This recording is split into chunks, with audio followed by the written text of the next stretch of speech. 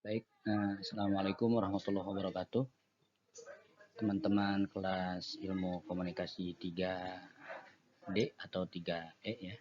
Pada kesempatan kali ini saya sebagai dosen pengampu ingin menyampaikan beberapa hal yang berkaitan dengan prinsip-prinsip public speaking.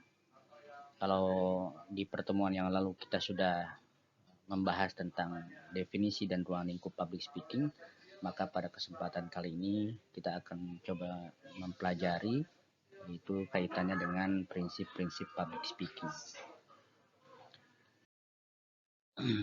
Sebelum jauh kita membahas terkait dengan prinsip-prinsip public speaking tersebut, kita harus mencoba mengetahui dulu apa definisi dari sebuah prinsip itu. Ya, di sini tertulis apa sih prinsip itu? Prinsip adalah suatu pernyataan fundamental atau kebenaran umum maupun individual ya, yang dijadikan oleh seseorang atau kelompok sebagai sebuah pedoman untuk berpikir atau bertindak. Jadi prinsip ini bisa dimiliki baik secara individu maupun kelompok ya, yaitu sebuah pernyataan fundamental atau kebenaran umum yang dimiliki oleh seseorang atau kelompok sebagai sebuah pedoman atau sebuah landasan cara berpikir atau cara bertindak yang akan dilakukan seperti itu. Kalau kita mengutip KBBI, di sini dijelaskan bahwa prinsip adalah asas kebenaran yang menjadi pokok dasar cara berpikir atau bertindak dan sebagainya. Gitu. Jadi seseorang, individu atau kelompok itu harus memiliki prinsip dalam pekerjaan, dalam kegiatan atau dalam hal apapun, atau memiliki prinsip bagaimana kemudian seseorang atau kelompok itu bertindak. Gitu. Nah ini definisi tentang prinsip itu sendiri. Nah, berikutnya yaitu di sini saya akan menyampaikan atau menjabarkan 6 prinsip public speaking. Ini yang harus dimiliki oleh seorang public speaker ya. Sebetulnya ada banyak hal ya yang kaitannya dengan prinsip-prinsip public speaking ini. Mungkin bagi para pelaku public speaker gitu atau public speaking atau para public speaker itu mungkin memiliki prinsip-prinsip tersendiri gitu yang khusus yang mereka miliki gitu. Tapi pada kali ini saya akan menyampaikan ada 6 prinsip public speaking yang harus dikedepankan.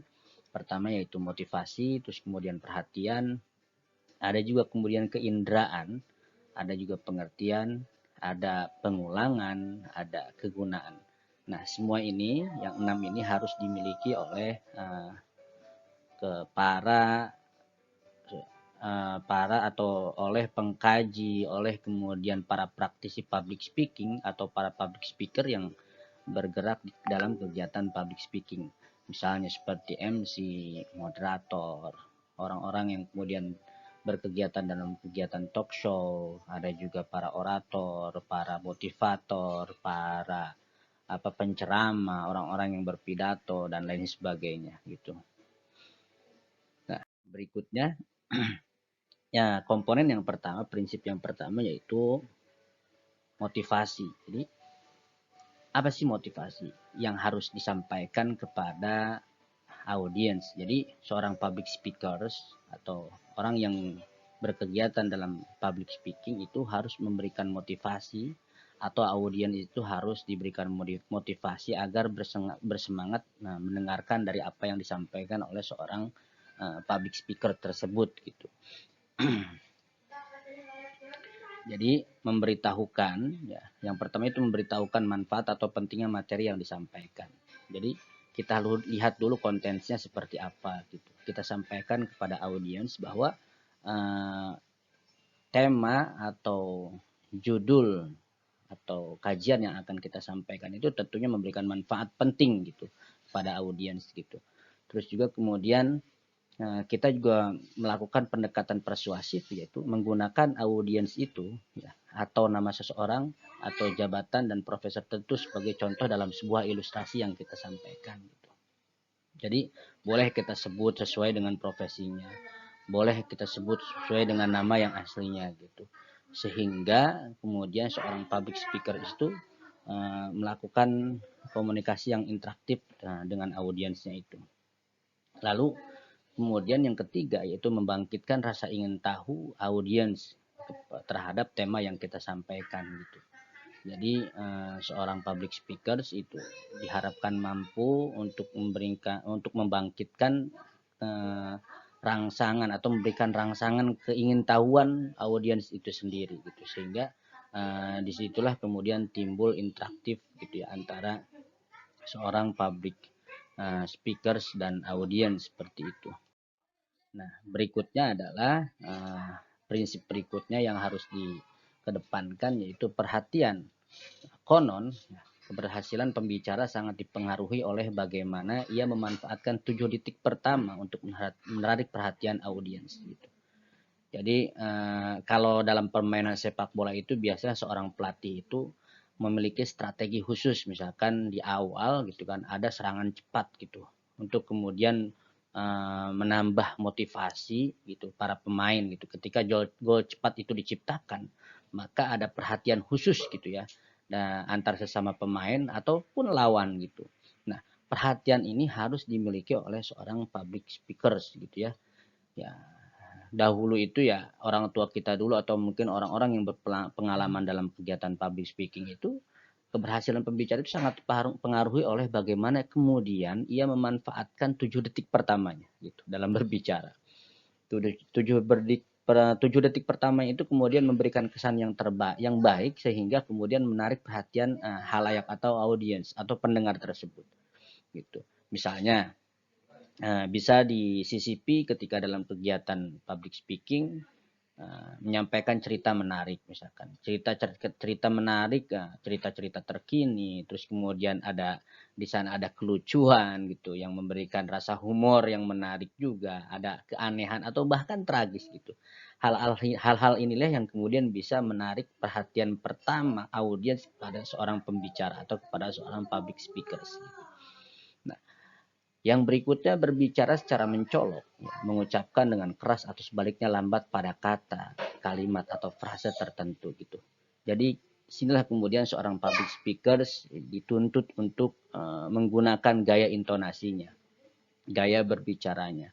Dilakukan pada saat kapan ya kalimat suara yang keras itu pada kalimat apa yang akan dilakukan gitu.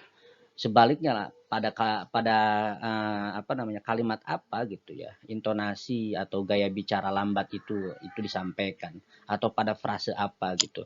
Nah ini harus dimiliki oleh seorang public speakers ya uh, uh, apa namanya keahlian berbicaranya gitu seperti itu.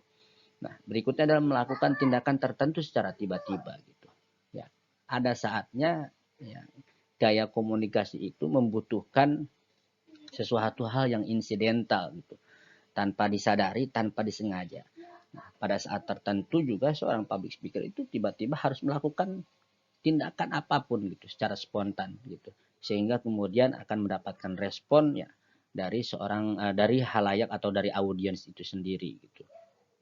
Nah, terus kemudian yang harus menjadi perhatian seorang public speakers itu yaitu menyajikan materi yang sesuai dengan kebutuhan audiens gitu. Jadi kembali lagi ya bahwa seorang public speakers gitu ya, apapun profesinya, apapun kegiatannya, eh, lah seyogianya itu disiapkan materi yang disesuaikan dengan kebutuhan. Segmennya apa, tempatnya di mana, waktunya kapan gitu karena ini juga harus disesuaikan. Jangan kemudian berbicara katakanlah ekonomi itu yang dibicarakan adalah masalah kesehatan. Kecuali memang dua ilmu itu kemudian sama-sama berkaitan gitu. Jadi ini harus disesuaikan. Jangan juga kemudian gitu materi yang disampaikan itu khusus kalangan remaja dan dewasa misalnya tiba-tiba disampaikan kepada kalangan anak-anak ke bawah. Itu juga tidak tepat gitu. Jadi materi itu harus disesuaikan dengan kebutuhan audiens itu sendiri. Berikutnya yaitu keinderaan ya. Di sini ada kata-kata bijak yaitu if I hear ya I forget. Apabila saya mendengar saya lupa. Terus apabila saya melihat saya ingat. Dan apabila saya mengerjakan maka saya akan paham gitu ya. Nah, ini jadi ini apa namanya? Yang sering kita lakukan gitu ya, yang dilakukan dengan panca indera kita gitu. Nah, Di sini seorang public speaker juga dituntut untuk menggunakan alat bantu untuk menstimulasi atau untuk merangsang penggunaan panca indera dari audiens gitu. Dari mulai panca indera itu kan kita sudah umumnya sudah tahu ya, misalkan indera praba, indera pengecap, indera melihat, indera pendengaran. Nah, itu bagaimana kemudian seorang public speaker itu membantu audiens itu untuk kemudian mendapatkan rangsangan gitu ya. Atau panca indera audiens itu terangsang oleh seorang public speakers. Caranya bagaimana? Bisa digunakan dengan menggunakan media-media pendukung atau alat-alat pendukung dalam kegiatan public speaking. Misalnya seperti dalam kegiatan presentasi, ya, disediakanlah di sana ada proyektor atau infokus, gambar, video, praktek-praktek simulasi dan lain-lain gitu. Sehingga ini kemudian dapat memudahkan para audiens untuk memahami dari apa materi yang disampaikan oleh seorang public speakers gitu. Berikutnya yaitu pengertian. Ya. Nah, ini juga harus menjadi perhatian khusus ya, prinsip ini yaitu prinsip pengertian. Jadi materi yang disampaikan oleh seorang public speaker itu harus mudah dimengerti oleh audiens gitu. Ini sebetulnya bahasa komunikasi. Kalau kita meminjam bahasanya pakar komunikasi itu, jadi pesan itu harus jelas ya, terus kemudian singkat dan lugas gitu seperti itu. Jadi materi yang disampaikan harus mudah dimengerti, harus dapat dimengerti oleh audiens gitu. Apa yang harus menjadi pengertian, yang harus diperhatikan ya. Pertama, gunakan kata atau kalimat atau frase yang mudah dipahami oleh audiens gitu. Jangan ada kemudian kata-kata yang sulit. Itu harus dihindari gitu.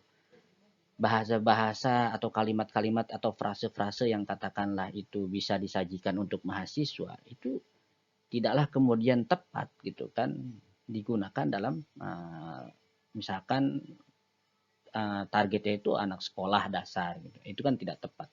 Jadi gunakan kata atau kalimat atau frase yang mudah dipahami gitu. Nah, ini penting bagi seorang public speaker. Terus kemudian digunakan ilustrasi dan memo teknik, yaitu teknik membuat singkatan. Ada misalkan kita contoh misalkan sehingga mudah dimengerti gitu kan, menggunakan ilustrasi gitu, mengilustrasikan sebuah materi atau memo teknik ya, teknik membuat singkatan-singkatan ya, pendekan-pendekan apa misalkan seperti, mohon maaf ini ya, dia tidak membandingkan antara PBNU NU atau Muhammadiyah atau yang lain sebagainya. Misalkan PBNU, P-nya Pancasila, B-nya Bhinneka Tunggal Ika, N-nya NKRI harga mati, U-nya Undang-Undang Dasar 1945 gitu kan. Ini kan menarik gitu. Jadi materi yang kita sampaikan itu harus kemudian bisa diilustrasikan gitu dengan menggunakan memo teknik ya, teknik-teknik membuat singkatan atau yang lainnya gitu. Nah, terus materi yang disampaikan dalam hal ini dibuat secara sistematis dan terukur atau terstruktur gitu. Ada tahapan-tahapan. Sebelum kita menyampaikan materi, maka kemudian disiapkan rancangannya gitu, sehingga materi yang kita sampaikan itu terukur, jelas dan sistematis gitu. Jadi tidak hanya sekedar berbicara di hadapan umum gitu atau di hadapan halayak itu, tapi juga harus terukur, terstruktur, sistematis dan efisien gitu. Sehingga kemudian dari materi yang kita sampaikan itu tidak lari kemana-mana gitu, sesuai tema yang kita sampaikan seperti itu. Nah, berikutnya prinsip yang harus dikedepankan oleh seorang public speakers itu yaitu teknik pengulangan. Ada yang namanya teknik pengulangan, yaitu mengulang bagian-bagian tertentu yang dianggap penting agar audiens tidak lupa gitu. Nah, ini sering kita lakukan ya, baik dalam presentasi makalah, terus kemudian dalam memberikan motivasi, dalam kegiatan pidato, dan kegiatan-kegiatan yang lainnya. Biasanya ada hal-hal yang atau bagian-bagian tertentu dalam materi yang disampaikan itu sering diulang gitu. Karena bagi seorang public speaking atau bahkan audiens itu sendiri, materi-materi atau bagian-bagian tertentu dari materi yang dianggap penting, kenapa sering diulang? Karena itu akan kemudian menambah daya ingat gitu, sehingga kemudian tidak dilupakan. Nah, tetapi pengulangannya itu harus dilakukan secara variatif gitu ya. Jadi ada jeda gitu. nggak diulang lagi gitu kan, tapi secara variatif gitu, tidak membosankan pada saat yang tepat seperti itu. Sehingga kalau misalkan variatif kan si audiens juga tidak bosan mendengarkan apa yang disampaikan oleh seorang public speaker gitu, seperti itu. Nah, berikutnya yaitu kegunaan. Nah, bagi seorang public speakers gitu ya, pastikan materi atau presentasi atau hal-hal yang disampaikan ya, dalam kegiatan public speaking itu memiliki kegunaan atau berasaskan manfaat gitu, seperti itu. Pastikan materi yang disampaikan berguna bagi audiens. Untuk itu diperlukan pengetahuan mengenai latar belakang audiens. Jadi harus kita analisa dulu audiensnya itu siapa, halayaknya siapa, sesuaikan materi, kita sesuaikan dengan halayak yang akan kita temukan seperti itu ya. Jadi jangan kemudian kita hadir memenuhi panggilan tanpa mempersiapkan materi dan kegunaan materi tersebut gitu. Jadi betul-betul ini harus diperhatikan. Nah, jadi teman-teman, itu saja ya beberapa hal yang ingin saya sampaikan yang berkaitan dengan prinsip-prinsip public speaking tersebut ya. Dari saya disampaikan 6, boleh jadi mungkin ya di banyak beberapa hal atau beberapa prinsip yang bisa kita temukan di referensi-referensi lainnya gitu ya, dari beberapa pakar public speaking tersebut. Kiranya itu saja yang bisa saya sampaikan perihal prinsip-prinsip public speaking. Semoga bermanfaat. Hadanallahu wa iyyakum ajmain. Wabillahi taufiq wal hidayah. Wallahu muwaffiq ila aqwamit thoriq. Wassalamualaikum warahmatullahi wabarakatuh.